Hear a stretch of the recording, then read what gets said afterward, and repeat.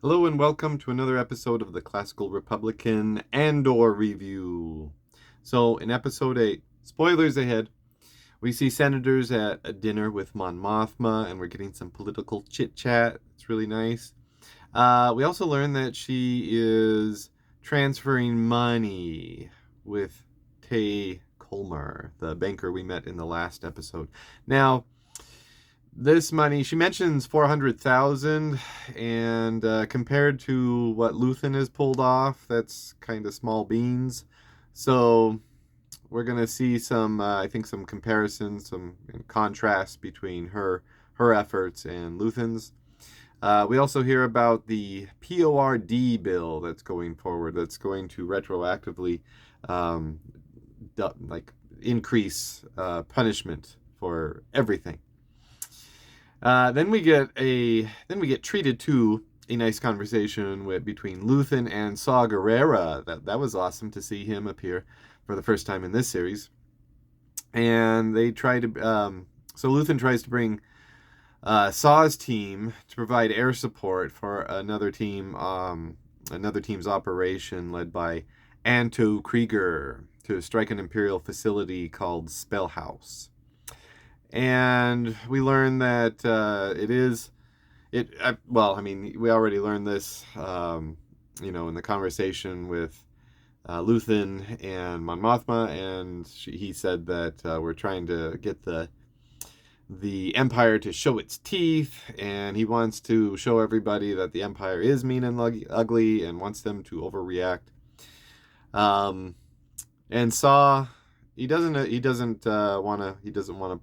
want to play, so um, he gives this interesting explanation that all the other rebel cells are just lost. He says, but he mentions separatists, neo-republicans, the Gorman Front, Partisan Alliance, sectorists, human cultists, galaxy partitionists. He says all are lost except for him, because Saw is the only one with clarity of purpose. And so it's that clarity of purpose that leads him to commit some horrible atrocities in the name of fighting the Empire. And then Luthen calls him an anarchist, and he doesn't really deny it. So it's really interesting. Let's break these down a little bit. We got separatists, so of course we all know the separatists from the prequels and the Clone Wars. You got neo-republicans who are trying to reestablish or to create a new republic. You have the Gorman Front, and I wasn't really sure who those are. There was a battle of Gorman, and those were people just fighting against the Empire.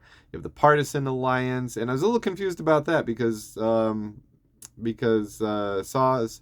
Saw's team is called the Partisans. So, and you have sectorists, human cultists. Now, human cultists are people who just they want to create. They're kind of supremacists, human supremacists, and the Empire is kind of like that.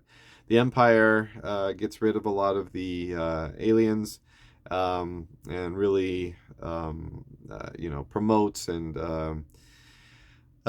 the benefits of the human species rather than some of the other species in Star Wars. Mentions galaxy partitionists. I guess those are kind of like separatists. And then he's an anarchist, which I don't know if he is really maybe like an anarcho-communist, but he is hardcore. If you look at the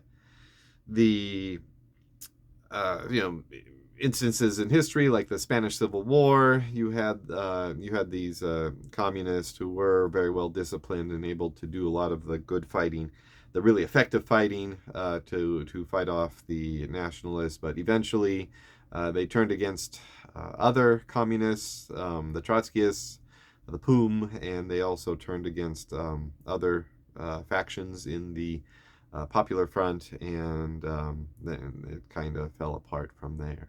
So yeah, that was a really good episode. Liked it a lot. Uh, kind of gave me my fill for politics, and we'll be seeing. I hope we'll be seeing some more um, politics in the future, in future episodes of Andor.